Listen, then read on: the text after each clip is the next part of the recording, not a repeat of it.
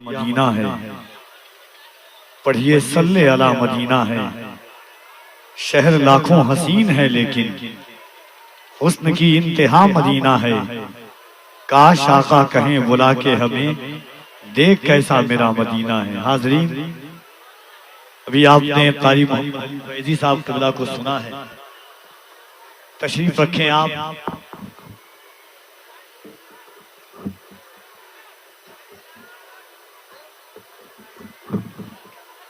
شہزادہ حضور غازی ملت، نبیرہ محدث اعظم ہند، عالمی شہرت یافتہ خطیب، سیدی واقعی مولائی مخدوم گرامی وقار حضور سید نورانی میاں صاحب قبلہ مدد اللہ العلی و نورانی کی ذات جلوگر ہے۔ بیٹھ جاؤ ابو، بیٹھ جائیے آپ لوگ، بیٹھ جائیں آپ لوگ۔ کمیٹی والے لوگ خالی بیٹھنے کی جگہ بیٹھا لیے گا ابھی کچھ۔ اور ممبر نور پر آپ دیکھ رہے ہیں کہ جانشین حضور محبوب الاولیاء شیخ طریقت مخدوم گرامی وقار حضرت، کیا کر رہے بابو، بیٹھو آپ لوگ۔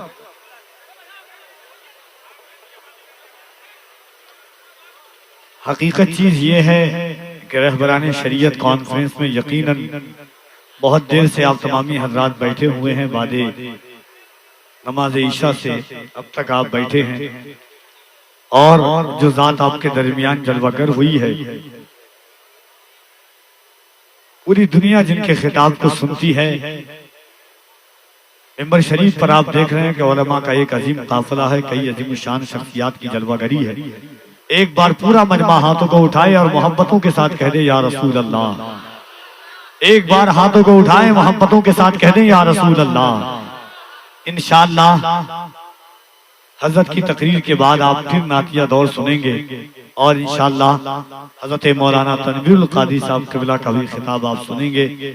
دستار بندی کا سنہرا موقع دیکھیں گے آپ۔ قمر العلماء حضرت علامہ مفتی قمر عالم صاحب قبلہ مدد اللہ العلی و نورانی دارالعلوم علیمیہ جمرہ شاہی کے سابق شیخ الحدیث، موجودہ شیخ الحدیث جامعہ اشرف کے چوتھا شریف، ان کی تشریف آوری ہے، ان کو بھی آپ دیکھیں گے۔ آئیے محبتوں کے ساتھ پورا مجمع دل لگا کر کے ایک ایک شخص اپنے ہاتھوں کو اٹھائے اور شہزادہ حضور غازی ملت نبی رئیس سرکار محدث اعظم حضرت علامہ الحاج شاہ نورانی میاں صاحب قبلہ مدد اللہ العلی و نورانی کا استقبال کرے۔ پورا مجمع ہاتھوں کو اٹھا کر محبت سے نعرہ تکبیر، اور ذرا محبت سے نعرہ تکبیر، نعرہ رسالت۔ رہبران شریعت کانفرنس آمد اولاد غوث اعظم، نعرہ تکبیر، نعرہ رسالت۔ فیضان سرکار محبہ، جلسہ دستار بندی، نعرہ تکبیر، نعرہ رسالت۔ اہل سنت کی یہ انمول کلی لگتے ہیں، باپ ہے جن کے ولی بیٹا ولی لگتے ہیں، منکروں انہیں شجرہ دکھانے کی ضرورت کیا ہے، یہ تو چہرے سے ہی اولاد علی لگتے ہیں۔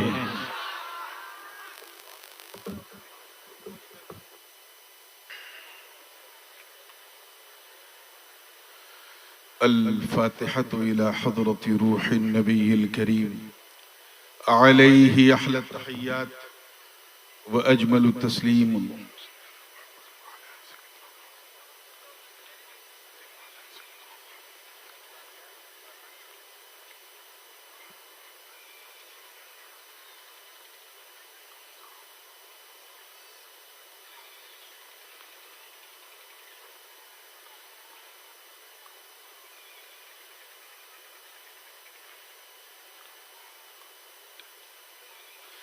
لي خمسة أطفي بها حر الوباء الحاتمة، المصطفى والمرتضى وابناهما والفاطمة۔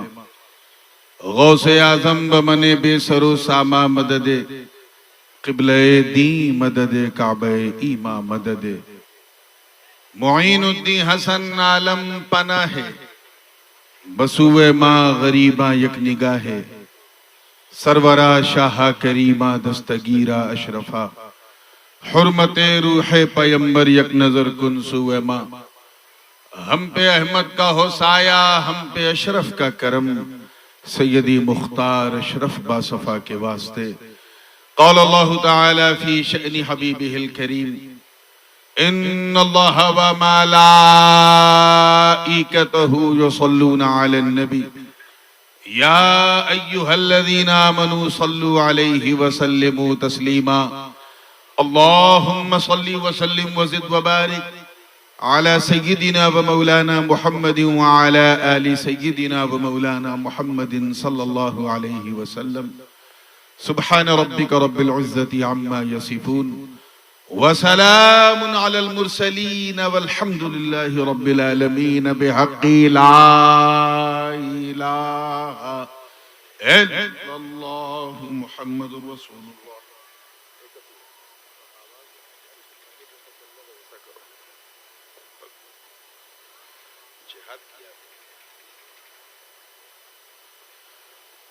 یہ اس کو نکلوا دو، مجھے چوٹ لگ سکتی ہے اس سے. یہ پلیٹ جو ہے نکلوا دو. اب بھیا پلیٹ نکال دو. الحمدللہ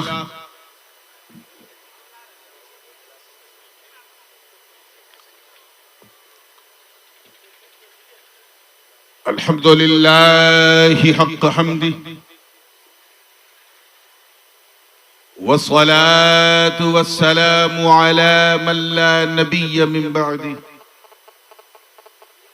سيدنا ومولانا ومأوانا وملجأنا وذخرنا وفخرنا ونبينا ورسولنا وحبيبنا ومحبوبنا وقائدنا وقدوتنا وكريمنا ورحيمنا وشفيعنا يوم العرض على الله محمد المصطفى صلى الله تعالى عليه وسلم وعلى آله وصحبه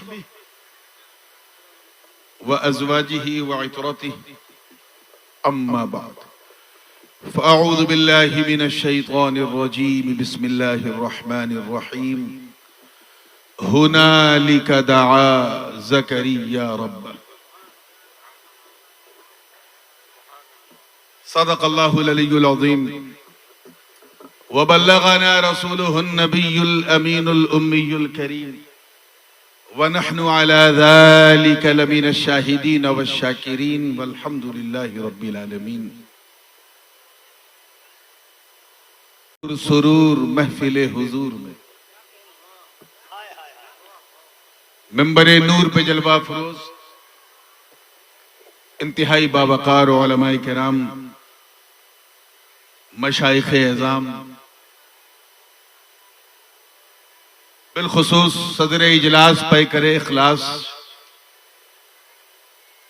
حضور جانشین محبوب الاولیاء، اور ساتھ ہی ساتھ میرے استاذ مکرم قمر العلماء حضرت علامہ مفتی قمر عالم صاحب قبلہ و دیگر علماء کرام، مشائخ اعظام، شورا اسلام، حفاظ کرام، ائمہ اعظام، اور دور و نزدیک سے آ کر آج سبھی کو چھوڑ کر صرف نبی کے لیے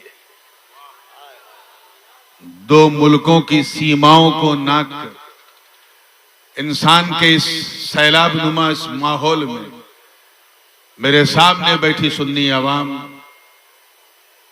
اور ایک گوشے میں بیٹھ کر محبت سے کان لگا کے سننے والی ہماری خواتین اسلام، السلام علیکم ورحمۃ اللہ وبرکاتہ.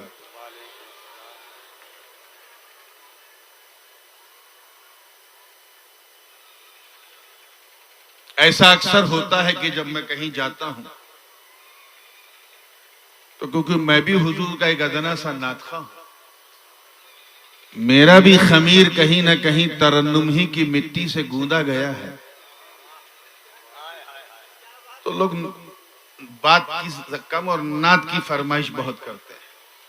اور یہ جو پٹی ہے ترائی علاقے کی، یہ سمجھیے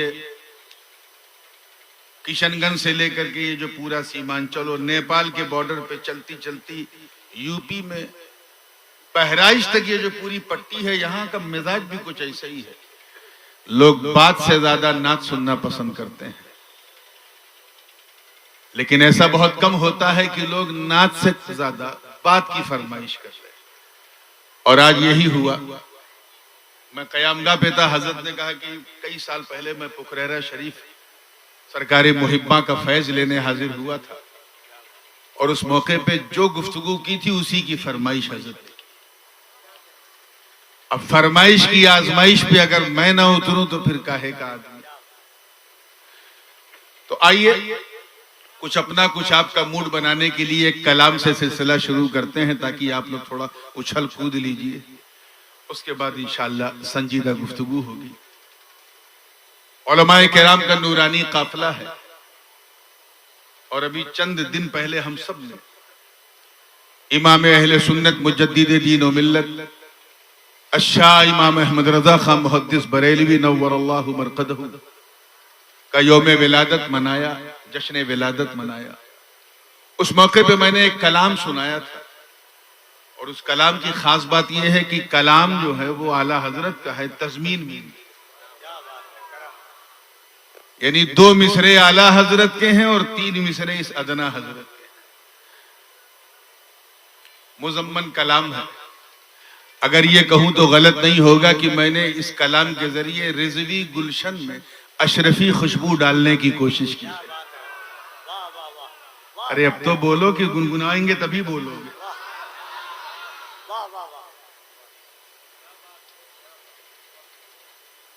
اعلیٰ حضرت کی ایک بڑی مشہور زمانہ نعت جس کی تضمین آپ نے سنی ہے، واہ کیا جود و کرم ہے شہ بطحہ تیرا، اور اس کی تضمین جو ہے وہ حضرت پیر نصیر الدین نصیر نے کی، جو بڑی مقبول ہوئی، اور لوگوں نے بھی کی۔ لیکن میں دیکھ رہا تھا کہ غوث پاک کی شان میں جو آپ نے اسی بحر اسی زمین میں کلام کہا، واہ کیا مرتبہ غوث ہے بالا تیرا، اونچے اونچوں کے سروں سے قدم اعلیٰ تیرا، اس کی تضمین نہیں ملتی تھی، تو بس یہی ہو گئی، وہ مجھ سے ہو گئی، اور صرف 1 سے 1.5 گھنٹے میں ایک سفر کے دوران ہوئی۔ تو اس سے پہلے کہ میں سناؤں گنگناؤں، آئیے جھوم جھوم کر بارگاہ رسالت والے رسالت میں ہدیہ درود پیش کر لیں اور پڑھیں اللہم صلی علی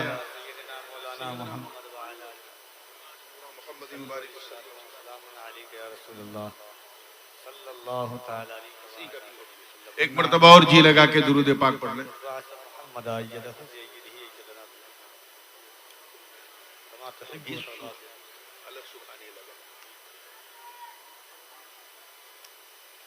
دیکھیے گا علماء کرام کی خاص توجہ، تیار ہے نا آپ؟ فیضی صاحب دیکھیے، چپے چپے،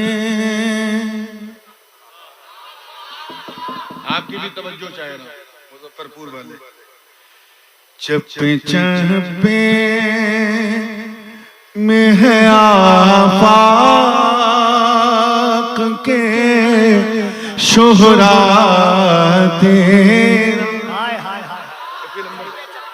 چپے چپے میں ہے آفاق کے شہرا تیرا، چرخ افلاک کے ولایت میں اجالا، چرخ افلاک کے ولایت میں اجالا تیرا، رب نے کچھ ایسا بنایا ہے سراپا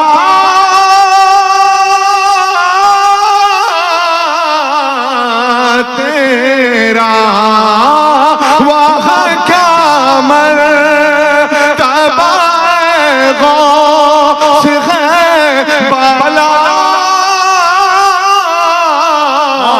تیرا، اونچے اونچوں کے سروں سے قدم اعلیٰ تیرا۔ تکبیر، نعرہ رسالت رہبران شریعت کانفرنس خانِ غوث اعظم. عجیب اتفاق ہے، جہاں جلسہ ہو رہا ہے ایک طرف نیپال ہے، دوسری طرف ہندوستان ہے، اور کلام کا جو لہجہ ہے وہ پاکستانی ہے، انداز پھر بھی ہندوستانی ہے، زبان اس نورانی کی ہے. اب سمجھ میں آ جائے تو اللہ کی مہربانی ہے.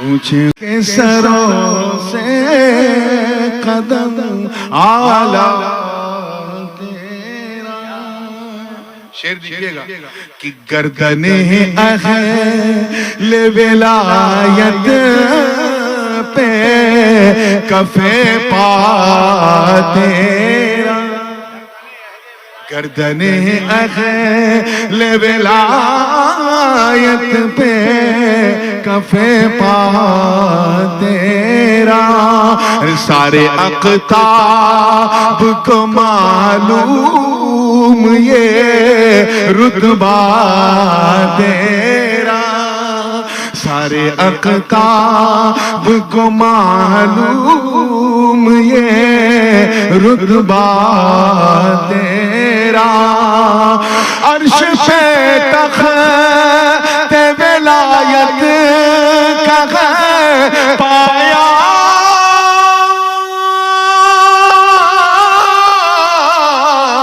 تیرا، سر بھلا کیا کوئی جانے کہ ہے کیسا تیرا، اولیاء ملتے ہیں آنکھیں وہ ہے تلوار تیرا، واہ واہ واہ، سبحان اللہ سبحان آنکھیں وہ ہے تلوار تیرا. ابھی نیند کا وقت شروع نہیں ہوا کہ کتنا خوددار بنا، ابھی سے مسئلہ چل رہا، کتنا خوددار بنا پھرتا ہے منگتا دے، کتنا خوددار بنا پھرتا ہے منگتا تیرا، لب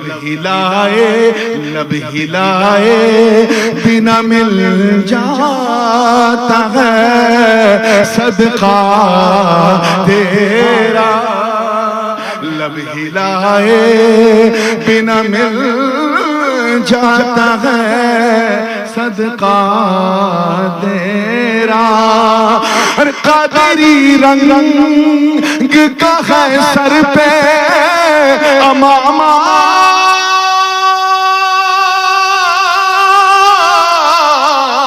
تیرا، کیا بھلا کیا دبے جس پہ حمایت کا ہو پنجا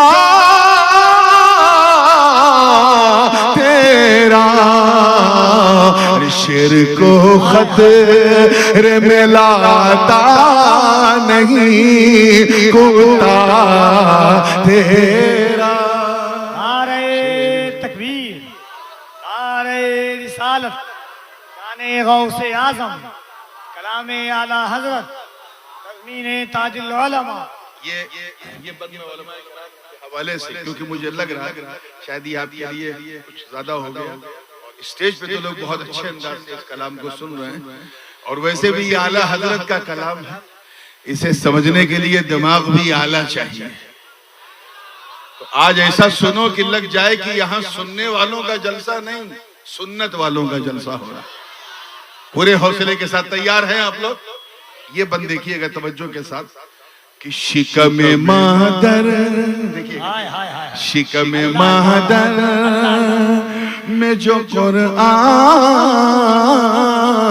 سکھاتا ہے تجھے، شکم مادر میں جو قرآن سکھاتا ہے تجھے، کس طرح ولیوں کا سر سردار بناتا ہے تجھے، کس طرح ولیوں کا سردار بناتا ہے تجھے، میرے رب کو وہی بھاتا ہے جو بھاتا ہے تجھے، قسمیں دے دے کہ کھلاتا ہے پلاتا ہے تجھے، پیارا اللہ تیرا چاہنے والا تیرا، سبحان اللہ، واہ پیارا اللہ تیرا چاہنے والا تیرا۔ اور شعر بطور خاص ہے، بس دیکھیے گا علماء کی توجہ، کوئی عثمان سخا میں تو کوئی حاتم ہے،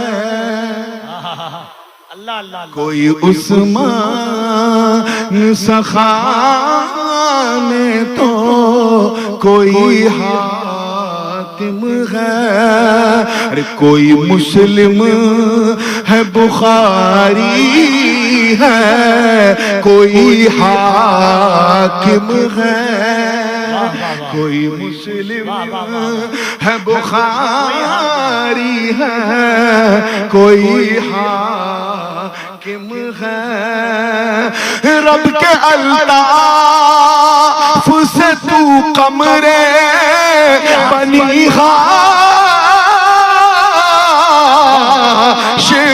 ہے، کیوں نہ قاسم ہو کہ تو ابن ابی قاسم ہے، ارے کیوں نہ قادر ہو کہ مختار ہے بابا تیرا، کیوں نہ قادر ہو کہ مختار ہے بابا تیرا۔ اب دو بند رہ گئے اور بڑے حوصلے کے ساتھ دونوں بندوں کو سبحان اللہ، پوری توجہ کے ساتھ تیار ہیں آپ لوگ، دیکھیے گا، اور یہ بڑا خوبصورت بند ہے کہ روز محشر کون ہے وہ آپ کو پکڑنا ہے، روز محشر وہ شفاعت کو پکارے جاتے، اور زور سے کہہ دیجئے، روز محشر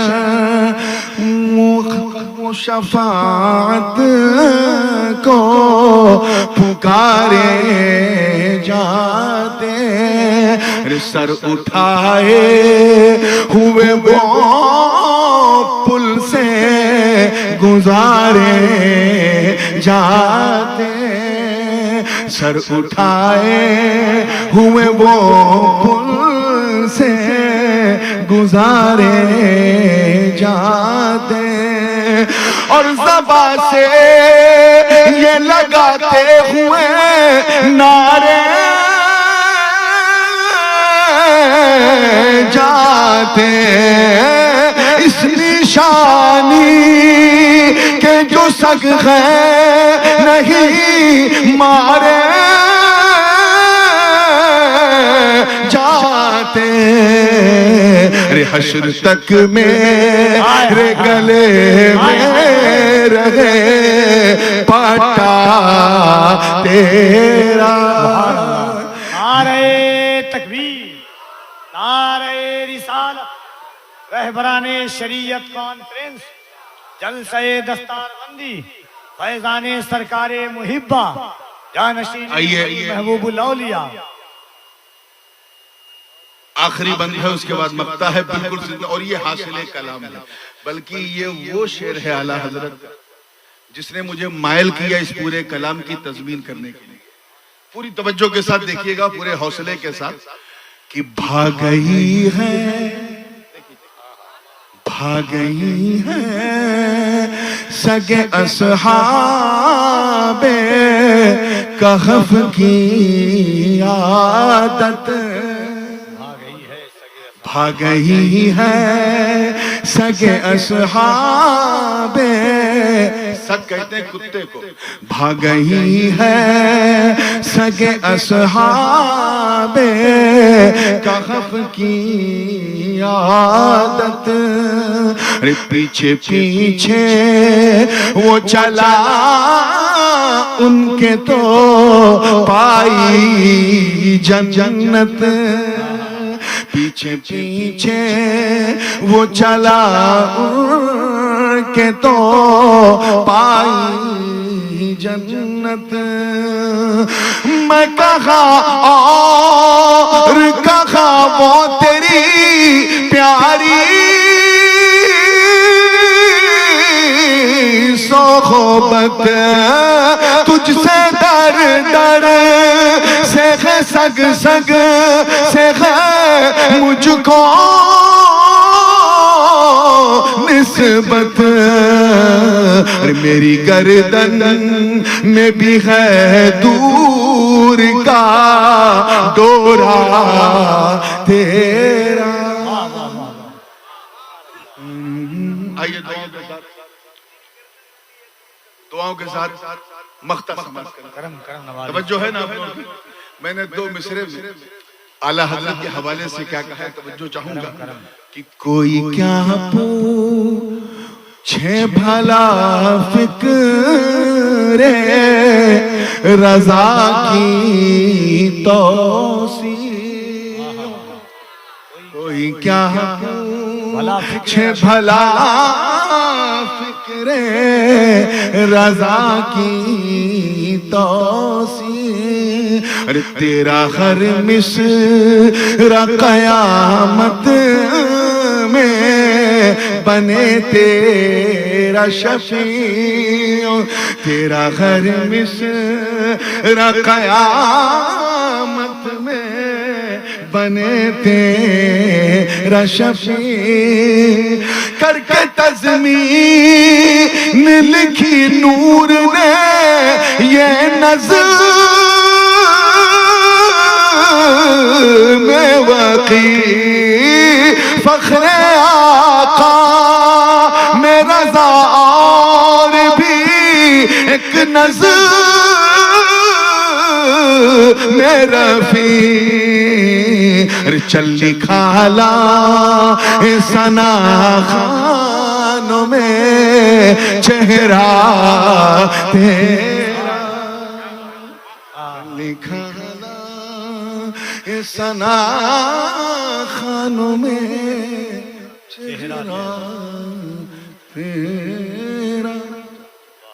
اب جی لگا کے ذرا ایمانداری سے اور پوری وفاداری کے ساتھ درود پاک پڑھ لو۔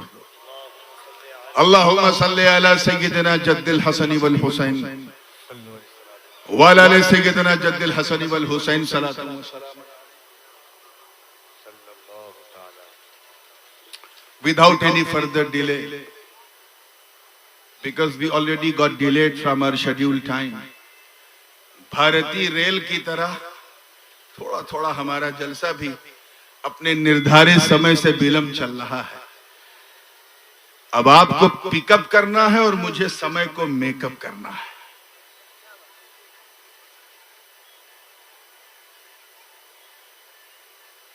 میں نے قرآن مقدس کے تیسرے پارے سورہ آل عمران شریف کی ایک آیہ کریمہ کا ایک جز، ایک حصہ جس کی تلاوت کا شرف حاصل کیا۔ آپ لوگوں کے لیے تو ایک رات جاگنا مشکل ہو جاتا ہے، مجھے یاد نہیں ہے کہ میں آخری بار رات میں کب سویا تھا۔ یہ تو حضرت کی مہربانی ہے کہ ذرا مناسب وقت مل گیا، نہیں تو جب کبھی اس علاقے میں آتا ہوں تو کبھی 1 بجے، کبھی 1:30 بجے، کبھی 2 بجے، مگر جب آپ نے بیٹھالا ہے تو پھر پورے حوصلے سے سننا ہے، اور اس لیے سننا ہے تاکہ سمجھنے میں آسانی ہو اور جب آپ کو سمجھنے میں آسانی ہوگی تو ان لوگوں کو بہکانے میں پریشانی ہوگی. ارے مسکرا تو دیا کرو یار, اس پہ کوئی جی ایس ٹی نہیں ہے, اور ویسے بھی اب زیادہ انتظار نہیں کرنا, اچھے دن آنے والے. اب بھی مسکرانا ممکن ہو نہیں رہا. آئیے اللہ پاک کا ارشاد, ہنالک دعا زکریا ربہ,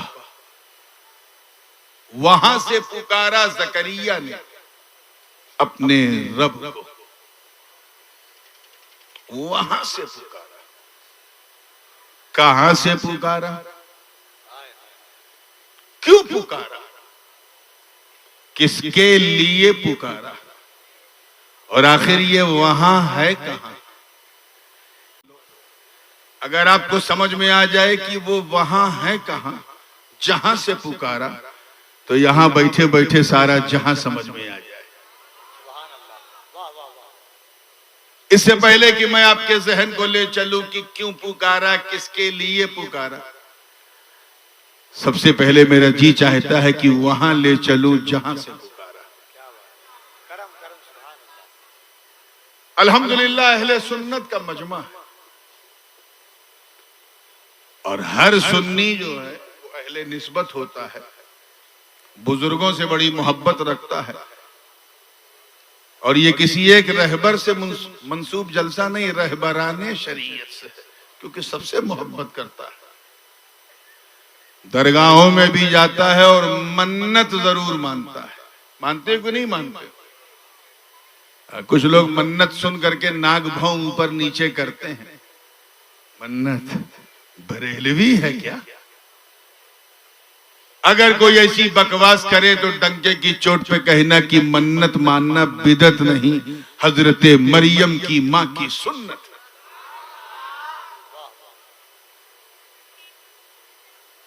یہ منت بھی بڑی عجیب چیز ہے. ہم لوگ تو مانتے ہی ہیں, ہماری ماں بہنیں بیٹھی ہیں, ان لوگوں کا تو منت ماننے میں ہم لوگوں سے 2 قدم آگے ہیں. کچھ بہنیں تو ایسی منت مان لیتی ہیں کہ اسے پورا کرنے کے لیے مفتی صاحب کا قلم ہی نہیں چلتا کہ اب اس منت کا کیا کریں. جیسے کسی بہن نے یہ منت مان لی کہ اے اللہ 14 سال ہو گئے میں ماں نہیں بنی ہوں, مجھے ماں بنا دے, ممتا کا سواد چکھا دے. یہ میری منت ہے کہ اگر میں ماں بن گئی تو میں اپنی اولاد کو تیرے ولی کی بارگاہ میں چھوڑ دوں گی. اب بتائیے کون مفتی صاحب اس کی اجازت دیں گے؟ پہلی بات تو درگاہ ہی جانے کی اجازت نہیں ملے گی, بچہ چھوڑنا تو بہت بڑی بات, لیکن مان لیتے. اب آپ کا موڈ بنانے کے لیے ایک منت کا اور ذکر کر دوں. ایسے ہی ایک خاتون تھی, شوہر تو ان کے وقت کے بڑے عالم تھے, مسجد کے امام تھے, لیکن وہ جو ہیں منت اسپیشلسٹ تھے. اور مان لیا منت کہ اللہ اگر میرا فلاں کام ہو گیا تو میں مسجد میں ڈھول بجواؤں گی. اب آپ سوچ میں پڑ گئے ہوں گے, یا اللہ یہ کون سی منت. اتفاق سے دیکھو, اللہ کا کرم دیکھو کہ وہ کام ہو گیا.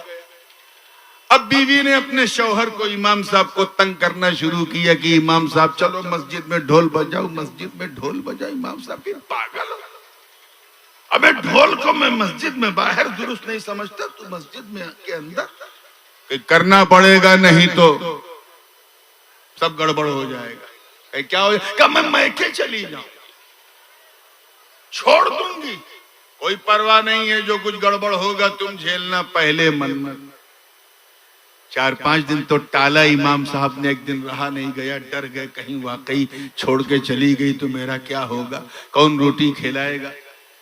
تو کہا ٹھیک ہے میں تیری منت اتارتا ہوں. امام صاحب نے ڈھول کو ایسے اپنے گلے میں تعویذ کی طرح لٹکایا اور گئے مسجد کے اندر. حضرت گئے مسجد کے اندر. اب جو لوگ امام صاحب کو ڈھول کے ساتھ دیکھ رہے ہیں وہ حیرت میں کہ ہر جمعہ کو ڈھول کے خلاف بولنے والا پورا ڈھول لٹکا کے آ رہا ہے, معاملہ کیا ہے؟ ہمت کسی کی نہیں پڑ رہی پوچھنے کی. لوگ راستہ بناتے جا رہے ہیں, امام صاحب آگے بڑھتے جا رہے ہیں. بڑھتے بڑھتے منبر تک پہنچے. ڈھول کو ویسے پکڑا اور کہ مسلمانوں یہ ڈھول ہے، اسے بجانا جو ہے میرے نزدیک ناجائز ہے، اور مسجد میں تو میں بالکل اجازت نہیں دوں گا۔ اسے چاہے ایسے بجاؤ، چاہے ایسے بجاؤ، اور چاہے دونوں ہاتھ سے بجاؤ، ناجائز ہے۔ بجا بھی لیا، منت بھی پوری ہو گئی۔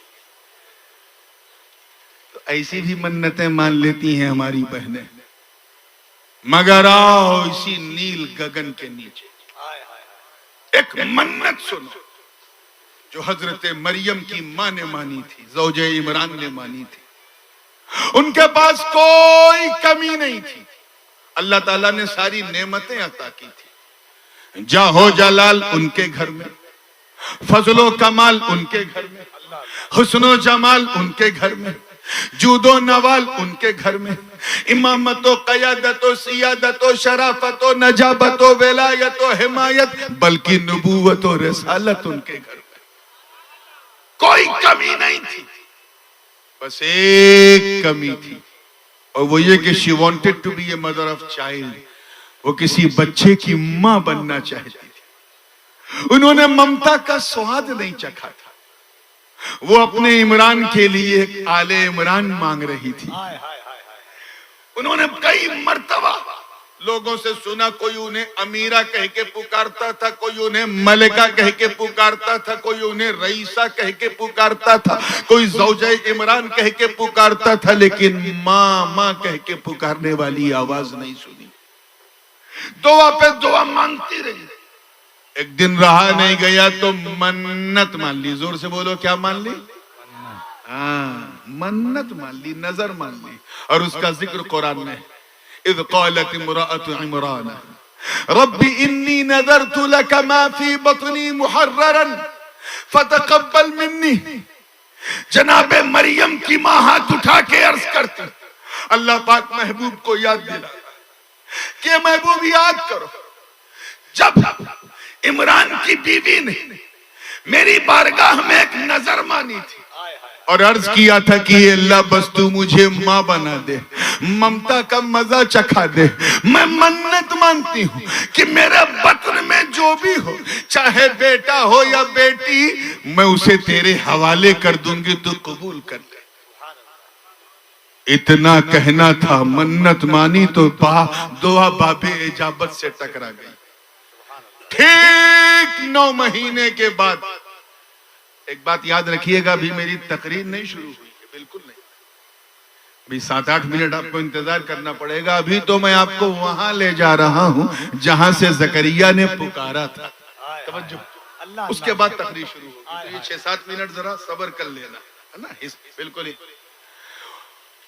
9 مہینے بعد حضرت مریم اپنی ماں کی گود میں، اس منظر کی منظر کشی قرآن نے یوں کی ہے، فلما وضعتها قالت رب انی وضعتها انثى واللہ اعلم بما وضعت وليس الذكر كالانثى واني سميتها مريم واني اعيذها بك وذريتها من الشيطان الرجيم فتقبلها ربها بقبول الى آخر الآیات۔ گود میں لیا تو دیکھا یہ تو بیٹی ہے۔ من میں خیال آیا کہ اے اللہ، بیٹا ہوتا تو مسئلہ نہیں تھا، بیٹی ہے، نت ہی ایسی تھی۔ توجہ چاہوں گا، جملہ ضائع نہ ہو۔ حضرت مریم کے آنکھ کھولنے سے پہلے ان کے والد حضرت عمران رخصت ہو گئے۔ جناب مریم کی ماں کو بھی پتا تھا کہ میں بھی رضاعت کے ایام گزار کے چلی جاؤں گی، کیونکہ میری منت ہی ایسی۔ منت کیا ہے؟ بیٹا ہو یا بیٹی ہو تو قبول کر۔ تو ظاہر ہے کہ اگر اللہ کے حوالے کرنا ہے تو نہ باپ کی شفقت کا سایہ ہو، نہ ماں کی ممتا کا سایہ ہو۔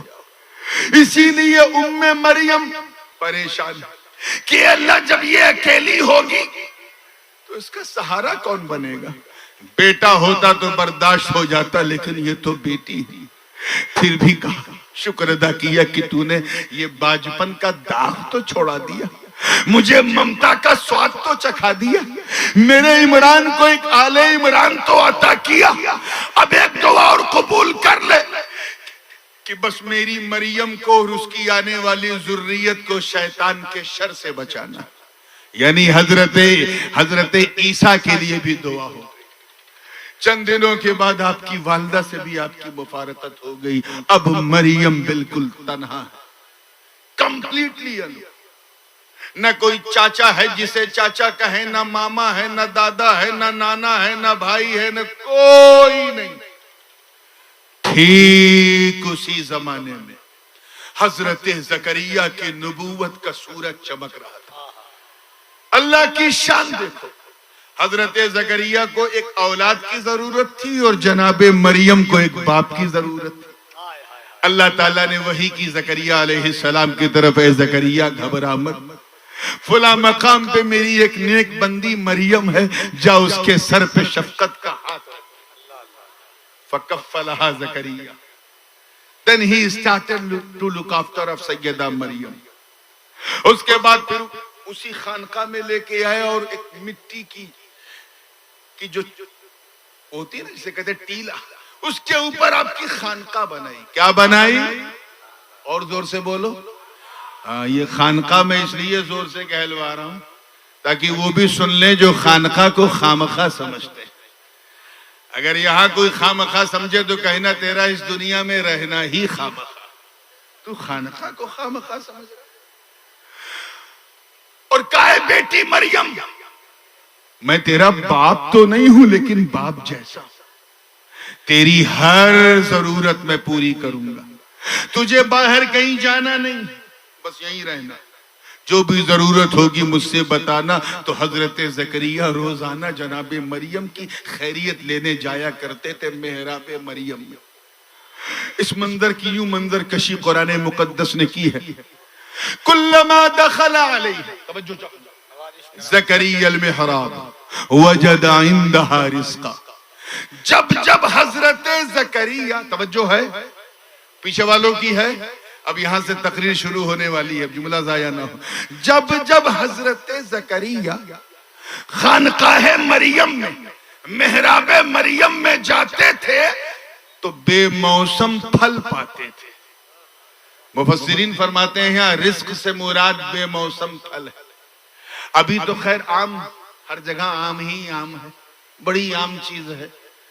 لیکن ایمانداری سے بتانا, اگر دسمبر کی کڑاکے کی ٹھنڈک میں کوئی بنارس کا لنگڑا یا بنگال کا مالدہ یا پنجاب کا چوسا یا بمبئی کا الفانسو اگر پیلا پیلا آپ کے سامنے رکھ دے, آپ کا کیا حال ہوگا؟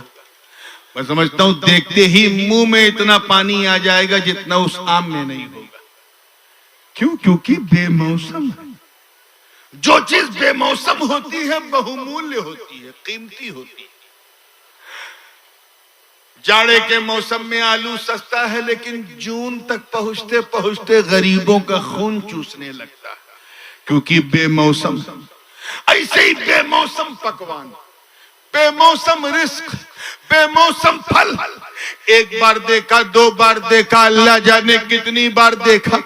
ایک دن فرمایا, اے مریم, توجہ, اے مریم تیرے پاس کوئی آتا نہیں, تو باہر کہیں جاتی نہیں, یہ بتا انا لکی ہادا, تجھے یہ بے موسم پھل ملا کہاں سے, تجھے دیتا کون؟ تو اے سیتا مڑی کے غیور مسلمانوں, عظمت شان مریم دیکھو.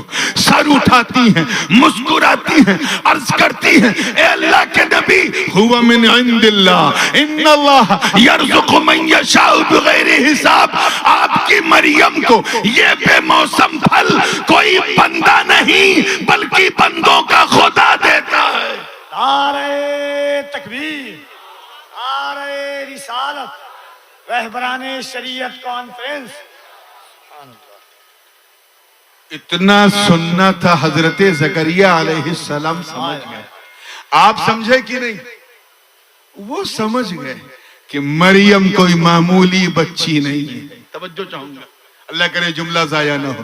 وہ سمجھ گئے یہ کوئی سادھارن مہیلا نہیں ہے, اسادھارن. یہ معمولی نہیں, غیر معمولی ہے, آرڈینری نہیں, ایکسٹرا آرڈینری ہے.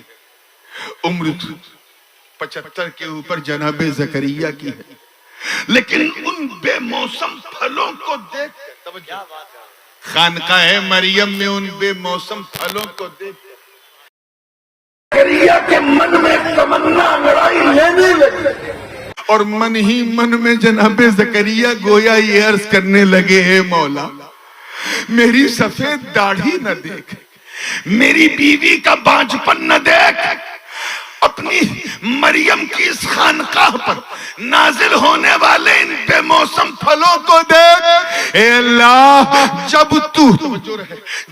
تو اس خانقاہ مریم میں اپنی مریم کو بے موسم پھل دے سکتا ہے تو اس بوڑھے زکریا کو بے موسم بیٹا دے دے۔ ہنالک دعا زکریا ربہ، وہاں سے پکارا زکریا نے اپنے رب کو۔ اب بجھل کہاں سے پکارا؟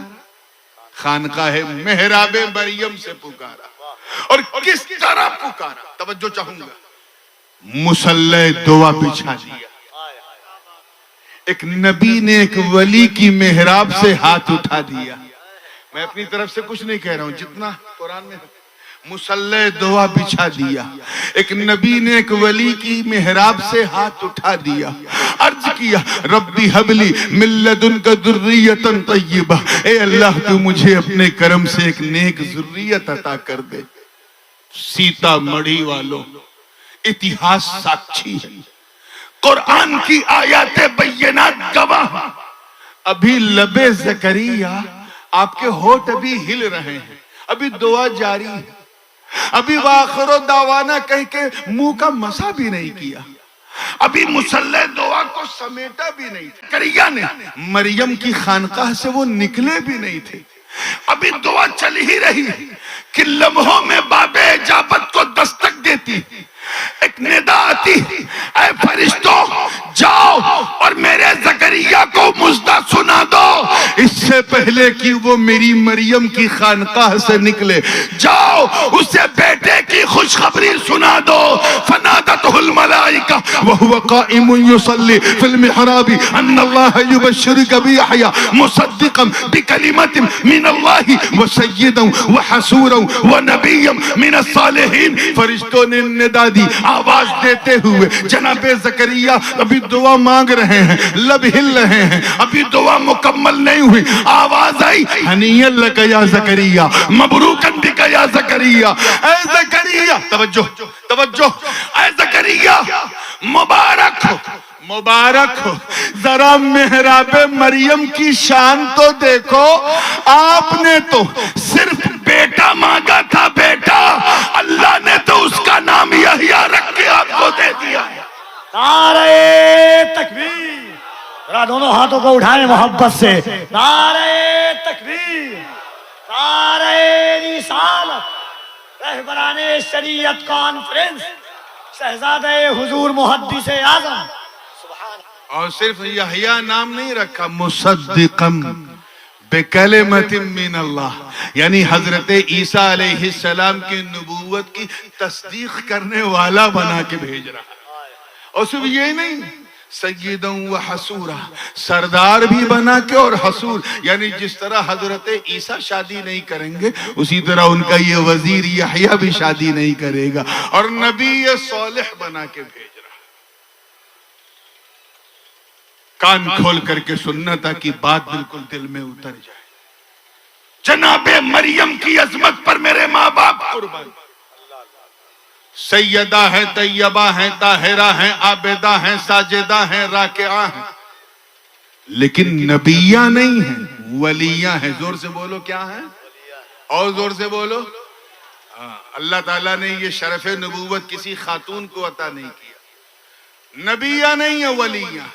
ایک نبی کی ماں ہے لیکن نبیہ نہیں، ولیہ ہے۔ کیا ہے؟ فخر آل عمران ہے، ہم سنیوں کی پہچان و جان۔ ارے کون مریم جن کی بارگاہ میں جبریل یہ مژدہ سنائے کہ یا مریم یا ان اللہ اصطفاکی وطہرکی واصطفاکی علی نساء العالمین، اللہ نے آپ کو چنا، آپ کو پاک کیا اور تمام عورتوں کی ملکہ آپ کو بنایا۔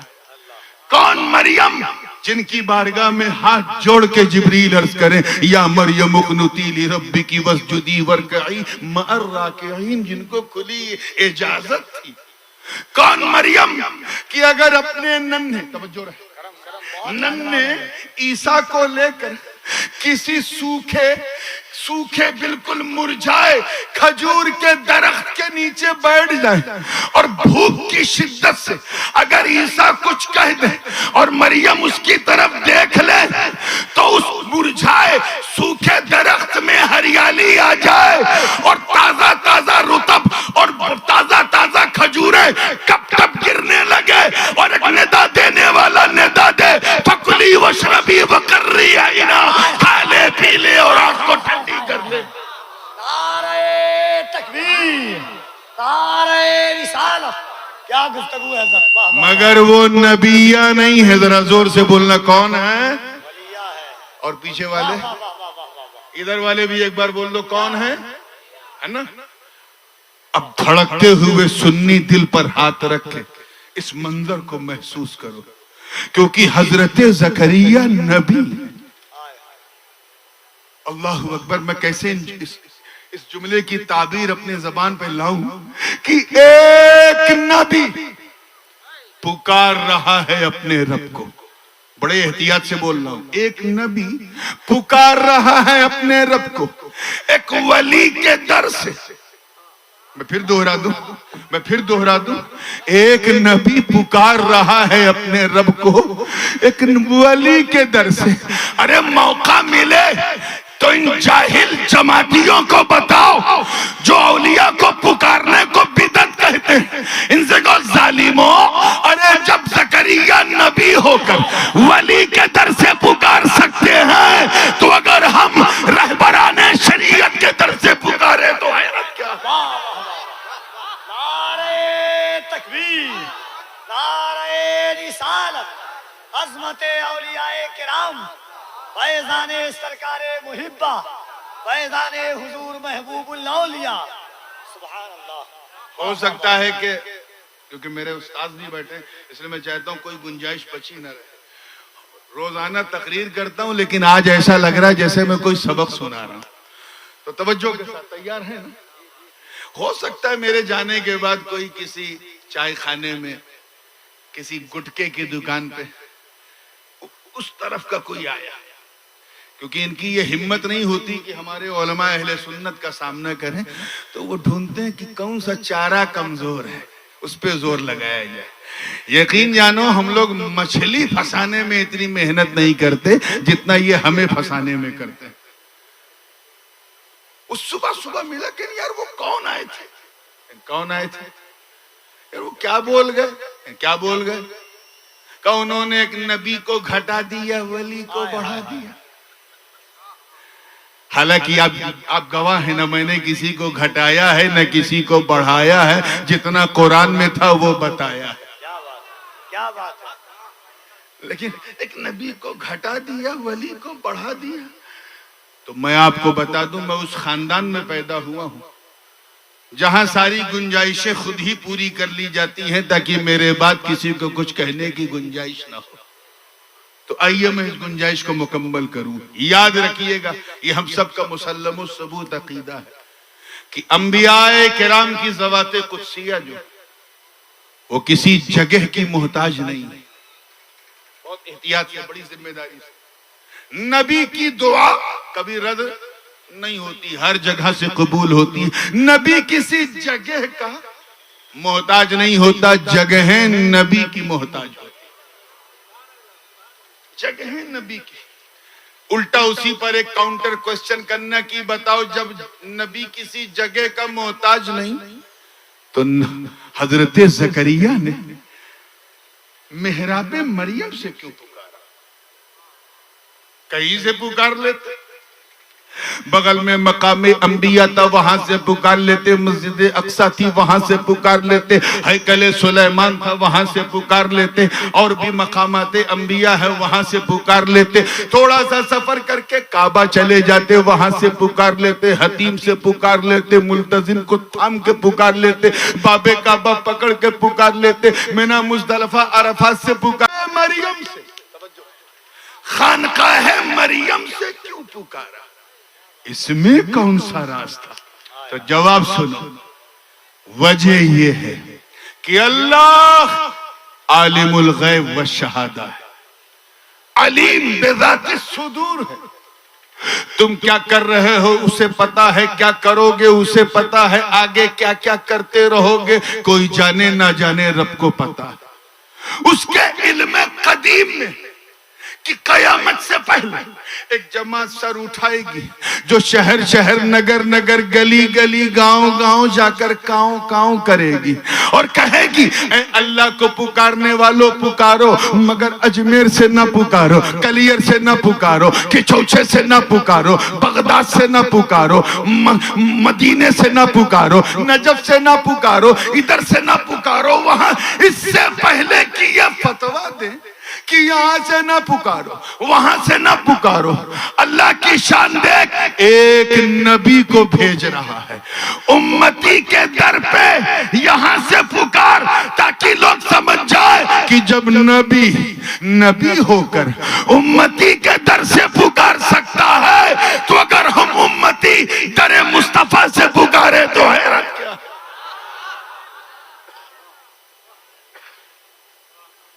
ایک بات اور اس سے لگتی، حالانکہ موضوع سے تھوڑا ہٹی ہے، لیکن اس لیے کہنا چاہ رہا ہوں کیونکہ سنیوں کے دل سے بالکل سٹی ہے۔ اجازت ہے؟ ملائکہ ملک کی جمع کم سے کم 3 فرشتے تو ہوں گے جس پر جمع کا اطلاق ہو سکتا ہے۔ زیادہ کتنے تھے، ان کی تعداد کیا تھی، اللہ جانے، ہم نہیں جانتے، مگر یہ طے ہے کہ 10-20 ہزار فرشتوں کا ہجوم نہیں تھا محراب مریم میں، چند تھے۔ کتنے تھے؟ زور سے بولو، چند۔ یہ چند بڑا محتاج جملہ ہے، چند۔ اگر یہ بات دل میں اتر گئی تو مزہ آ جائے گا۔ چند، آئے ہائے ہائے، چند فرشتے، صرف چند محراب مریم میں اترے تو محراب مریم کا عالم یہ ہو گیا کہ ادھر لب ہلا ادھر سب ہلا۔ سمجھو، ادھر لب ہلا ادھر ہمیں جب چند فرشتوں کے نزول کی برکت کا یہ عالم ہے کہ جو مانگو قبول، تو جب فلسطین میں محراب نبوی کا یہ عالم ہے جہاں چند فرشتے اترتے، تو پھر مدینے میں محراب نبوی میرے نبی کا گنبد خضرا جہاں چند نہیں بلکہ 70,000 فرشتے صبح و شام آتے جاتے ہیں، وہاں کی برکتوں کا عالم کیا ہوگا؟ بات سمجھ میں آ رہی ہے نا؟ تو یہ ہم قسمت والے ہیں، ہم جگہ جہاں محسوس کرتے ہیں پکارنے کی وہیں سے پکارتے ہیں۔ اب آئیے تھوڑی سی اصلاحی بات بھی اس حوالے سے ہو جائے، کیونکہ رات ڈھلتی جا رہی ہے، بات بڑھتی جا رہی ہے، اور ابھی تو آپ کو دستار بندی کا خوبصورت منظر بھی دیکھنا ہے۔ آپ کے من میں بھی تو خیال آتا ہوگا، یار ہمیں بھی کہیں بلایا گیا ہے کہ نہیں، ہمیں کوئی پتہ دیا گیا ہے کہ نہیں؟ تو سنو، قرآن پاک میں اللہ پاک نے فرمایا وَلَوْ أَنَّهُمْ إِذْ ظَلَمُوا أَنفُسَهُمْ جَاءُوكَ فَاسْتَغْفَرُوا اللَّهَ وَاسْتَغْفَرَ لَهُمُ الرَّسُولُ لَوَجَدُوا اللَّهَ تَوَّابًا رَحِيمًا۔ اگر یہ لوگ اپنی جانوں پر ظلم کریں، اپنے آپ پر ظلم کریں، اور یہ محبوب آپ کے پاس آئیں اور آپ کی بارگاہ میں پہنچ کر دعائے استغفار کریں، یعنی معافی مانگو اللہ سے، در رسول اللہ کا نسبت دیکھو، معافی مانگو اللہ سے لیکن دربار مصطفیٰ کا، وَاسْتَغْفَرَ لَهُمُ الرَّسُولُ، اور محبوب بھی ان کے لیے دعائے مغفرت کرے۔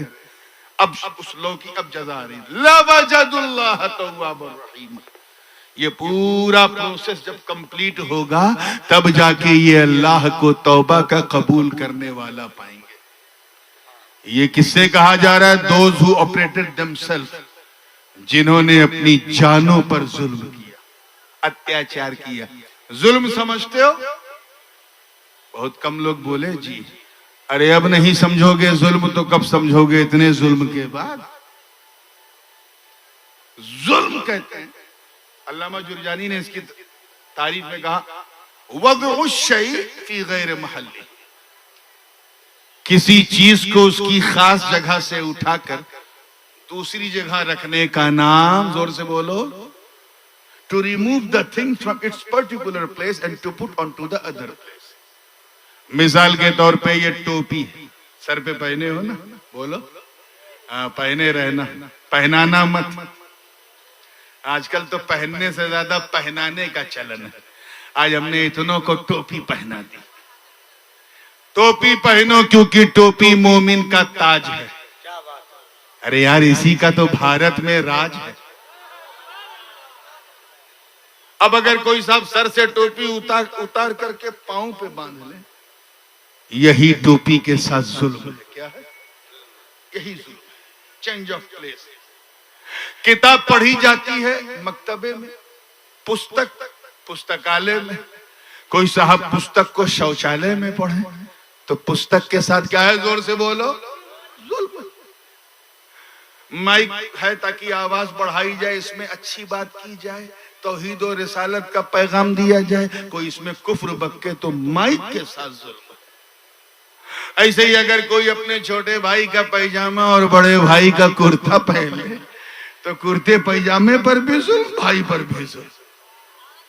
خیر یہ تو باہر کا ظلم ہے، جان کا ظلم یہ ہے میرے دوست، خود پر ظلم یہ ہے کہ اللہ نے ساری کائنات بنائی تھی تمہارے لیے اور تمہیں بنایا تھا اپنے لیے، تو جو چیزیں تمہارے لیے بنی وہ تو اپنی ڈیوٹی نبھا رہی ہیں، تم اپنی ڈیوٹی بھول گئے کیونکہ تم نے اپنی جان پہ ظلم کیا۔ ایسا بھول گئے کہ رات دن شراب، کباب اور شباب میں گزرنے لگے۔ ایسا بھول گئے کہ زبان پر قرآن کی آیات کے بجائے گالیاں، الٹی سیدھی حرکتیں۔ ہم تو نام کے مسلمان بن گئے، کام کے مسلمان رہے ہی نہیں۔ یہی ہماری جان کا ظلم ہے۔ یاد رکھیے گا ہم لوگ اکثر و بیشتر ایسے مسلمان، ہم اس لیے مسلمان ہیں کیونکہ ہمارے ابا مسلمان، دادا تھے اس لیے ہم مسلمان ہیں۔ ہم اس لیے مسلمان ہیں کیونکہ جب ہم پیدا ہوئے تو امام صاحب کو بلایا گیا، کان میں اذان دی، اس لیے ہم مسلمان ہیں۔ ہم اس لیے ختنہ ہوا ہے، اس کے علاوہ کوئی علامت ہمارے پاس اب بچی نہیں رہ گئی ہے۔ ہم اس لیے مسلمان ہیں کیونکہ ہمارے ماں باپ نے ہمارا نام اردو، عربی، فارسی میں رکھا، ہندی میں نہیں رکھا۔ حالانکہ اگر معنی کفر نہ ہو تو ہندی میں بھی رکھنا جائز ہے، لیکن نہیں رکھا، اس لیے ہم مسلمان۔ ہم اس لیے مسلمان ہیں کیونکہ عید کی سوئی نہیں چھوڑتے، شب برات کا حلوہ نہیں چھوڑتے، محرم کا کھچڑا نہیں چھوڑتے، ہم یہ سب نہیں چھوڑتے، اس لیے مسلمان۔ یاد رکھنا ہم وہ مسلمان نہیں، ہم وہ مسلمان نہیں جنہوں نے بدر، احد، خیبر و خندق میں پرچم اسلام کو لہرا دیا۔ میں تمام رہبران شریعت کی توجہ چاہ رہا ہوں جو اسٹیج پہ بیٹھے۔ ہم وہ مسلمان نہیں جنہوں نے انطاکیہ کی کلیساؤں میں گھس کے اذان دے دی۔ ہم وہ مسلمان نہیں جن کے تصور سے قیصر و کسریٰ کے ایوان میں زلزلہ آ جاتا تھا۔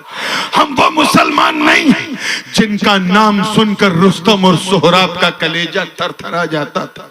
ہم وہ مسلمان نہیں جو نبی کے وضو کے قطروں کو بھی زمین پہ گرنے نہیں دیتے۔ ہم وہ مسلمان نہیں جنہوں نے میدان بدر و حنین اپنے رشتہ دار کافر رشتہ داروں کے مقابل تلوار اٹھائی، ان سے جنگ کی، اور جنگ کر کے یہ بتا دیا کہ دنیا والوں دیکھ لو، رشتہ داری اور ہوتی ہے، مصطفیٰ کی وفاداری اور ہوتی ہے۔ ہم وہ مسلمان نہیں ہیں جنہیں دیکھو تو خدا یاد آ جائے، ہم وہ مسلمان نہیں ہیں جو جن کا چہرہ اگر فلسطین کا بیت المقدس کا پادری دیکھے تو جنگ سے پہلے چابیاں قدموں میں رکھ دے۔ ہم وہ مسلمان نہیں ہیں۔ دیکھیں تاریخ کتنے لوگ جانتے ہیں جنہوں نے دریائے نیل روانی کو صرف ایک خط، ایک پتر لکھا تو روانی کا مزاج بدل گیا۔ ہم وہ مسلمان نہیں ہیں جنہوں نے صدائے الرحیل سن کر اپنی نئی نویلی دلہن کو بستر عروس پر چھوڑ کر گھوڑے کی ننگی پیٹھ پر بیٹھ کر اپنے پراڑوں کی آہوتی دے دی۔ ہم وہ مسلمان نہیں ہیں جنہوں نے فتح قادسیہ کے لیے جب سعد بن ابی وقاص کی سینا میں شامل ہو کر عراق پر حملہ کیا، سامنے دریائے دجلہ کی لہریں تھیں اور لہریں بھی اوفان پہ تھی، مگر جوش استشہاد اتنا کہ نہ آؤ دیکھا نہ تاؤ، اپنے گھوڑوں کو لہروں کے حوالے کر دیا۔ اس دل پرے منظر کو دیکھ کر شاعر مشرق کو بھی کہنا پڑا کہ دشت و دشت ہے، دریا بھی نہ چھوڑے ہم نے، بحر ظلمات میں دوڑا دیے گھوڑے۔ نعرہ تکبیر، نعرہ رسالت، رہبران شریعت کانفرنس۔ ہم تو اس لیے مسلمان ہیں کہ جلسے میں آ جاتے ہیں اور جب نعت پڑھا جاتا ہے تو اچھلتے ہیں اور تقریر کی جاتی ہے تو ہم سوتے ہیں۔ ہم اس لیے مسلمان ہیں۔ یہی وجہ ہے آج ہماری ذبح حالی کا۔ حضرت خواجہ حسن بصری کا تو نام سنا ہوگا رضی اللہ تعالیٰ عنہ۔ ان کے پاس ایک مرید آیا اور کہا حضرت یہ اللہ حجاج بن یوسف کو کرسی سے اتار کیوں نہیں دیتا، یہ تو بڑا ظالم ہے۔ حجاج بن یوسف نام سنا ہے؟ ایسا ظالم، یہ بصرہ کا حاکم تھا، گورنر، کہ اپنے ہی گرو کو سائیڈ میں بٹھا کے ان کی کرسی پہ خود بیٹھ گیا تھا اور انہیں مارگ درشک منڈل میں ڈال دیا تھا۔ ایسا ظالم۔ گرو کے زمانے میں جو سکہ چلتا تھا درہم چاندی کا، اسے ڈی مونیٹائز کر کے نوٹ بندی کر کے اپنے نام کا سکہ چلایا۔ حجاج بن یوسف ایسا ظالم کہ نہ جانے کتنے تابعین اور کئی صحابہ کا قاتل، سب مسلمانوں کے خون اس کے ہاتھوں سے رنگے ہوئے، اتنا ظالم اور سفاک کہ پورے میڈیا تنتر کو اپنے کنٹرول میں کیے ہوئے تھے۔ اس زمانے کا جو میڈیا تھا وہ پرنٹ اور الیکٹرانک نہیں ہوتا تھا، وہ ایک دوسرے کو خبر کرنا گھوڑوں کے ذریعے، کبوتروں کے ذریعے سب کو اپنے کنٹرول میں کیے تھے۔ کوئی امام مسجد کا اس کے خلاف اگر بول دے تو اس کے پیچھے حکومت کی ایجنسیز لگا دیتا تھا۔ میں حجاج بن یوسف کی بات کر رہا ہوں۔ کس کی؟ آپ کا دماغ کہیں اور تو نہیں جا رہا ہے نا؟ رہنے دو، حجاج تک رکھو۔ حجاج بن یوسف ایسا ظالم صفا۔ مرید آیا کا حضور دعا کر دیجئے اللہ اس ظالم سے نجات دلا دے، یہ ہمارے سروں پہ بیٹھا، اس کو کرسی سے اتار دے۔ سیتا مڑی والوں صرف اتنا کہنا تھا۔ حضرت خواجہ حسن بصری نے پرجلال لہجے میں فرمایا سن ما جاء الحجاج الا بذنوبنا، حجاج بن یوسف صرف ہمارے گناہوں کی وجہ سے آیا، صرف ہم اتنے گنہگار ہیں کہ اللہ نے ہمیں سزا دینے کے لیے حجاج جیسے ظالم کو ہمارے سر پہ بٹھا دیا۔